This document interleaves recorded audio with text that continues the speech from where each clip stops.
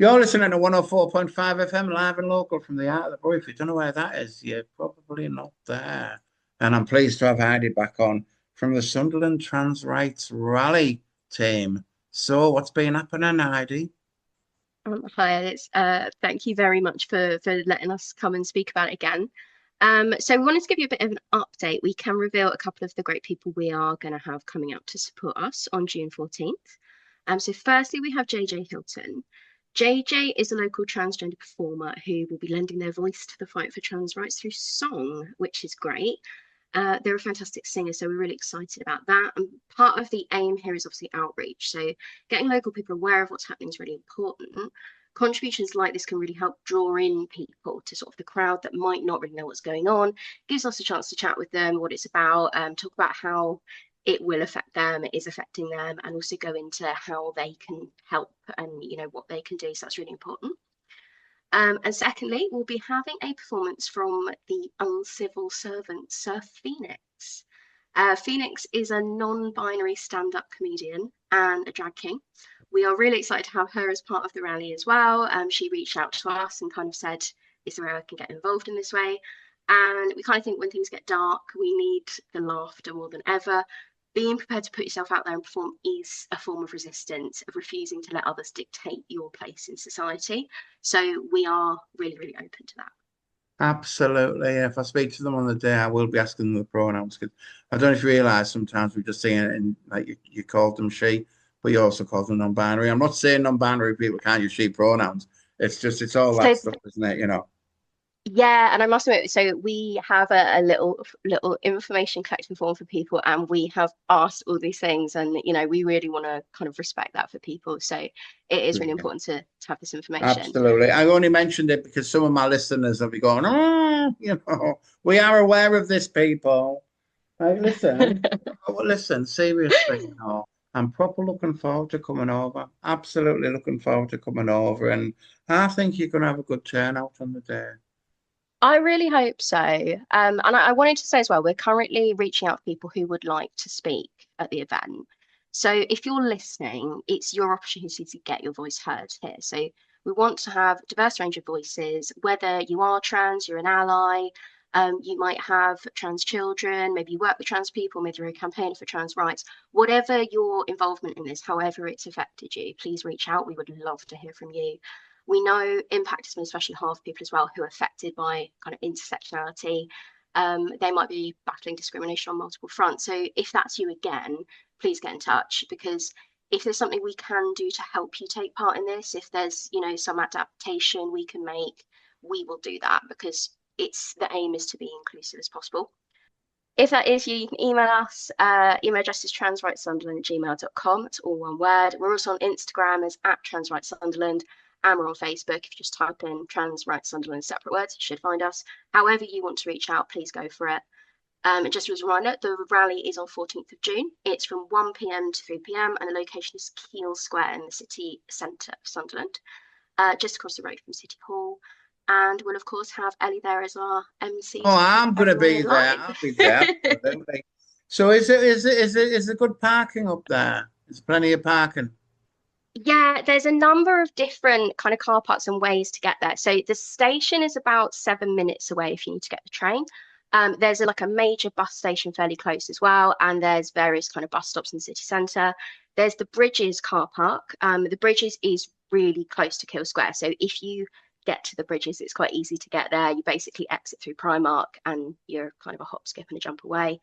And yeah, like generally the city centre has good parking, but I would really recommend look at the Bridges car parks or St Mary's, I think it's called, across near City Hall. They also have quite a lot of parking there.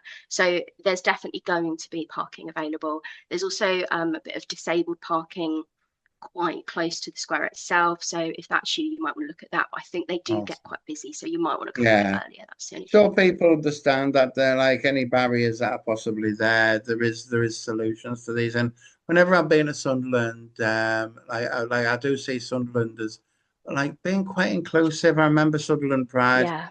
over the years has been really well attended. So I'm hoping we're going to get a lot of people out. And also, I've noticed a lot more homophobia. I've noticed a lot more racism. and ableism that's out there. So I do feel that if any of this affects you, come and share your truth because it's a trans rights rally. But the thing is, we recognize that we're not just trans, as people have disabilities, people are also LGBT, people are also from different ethnicities. Come and speak your truth because I feel this is a place where the more people can stand united, all of these marginalized people stand together and we become powerful. Our voice becomes powerful. Absolutely. And I think that's sometimes people ask kind of like why is it focused on trans rights? But in a way it's not. Everybody should have rights. Right now, the fire we need to put out is what's happening. Right now, this is where the focus needs to be. We're the canary in the coal mine. We're at the Yeah. front. And if the rights of trans people are literally took away, then it's a hop, skip, and a jump to everybody else. And then It they'll say, really well, it sets a precedent, doesn't we've it? had this That it's discussion. okay. Yeah, we've had a similar discussion today, like in the den, because we have the elders group. And like Hmm. for me, the solution is people need to start getting politically engaged. People need to Yeah. start standing for council seats, even if you don't think you're going to win. I've stood for council. I didn't want to win. I knew I wouldn't win. I wanted to stand. And sometimes you stand somewhere and you might not get in, but the fact that you're standing helps other people to stand. You can complain about the decisions or you can take part in actually changing them. Yeah, and there is a lot that you can kind of do from the comfort of your own home as well. And I think we want to really go into that because the way politics is set up, it's really easy to feel like an outsider, and that it's not something that's accessible for kind of everyday people. But there are ways, you can write to your MP, you can write to local councillors. There are ways that you can kind of try and make a difference within that system as well. I think it's really easy to feel like, well, no one's going to listen to me. Who am I to kind of Mhm. do this? But it's possible, and we want to talk about what you can do, and that will be part of it as well. So if you, I mean, to be honest, even if you have your own priority issue that you think, I'd love to do something about this, and it's not directly related to trans rights, come along and find out what you can do to make a difference in your community and actually get change put in place, because we'd love to have you there.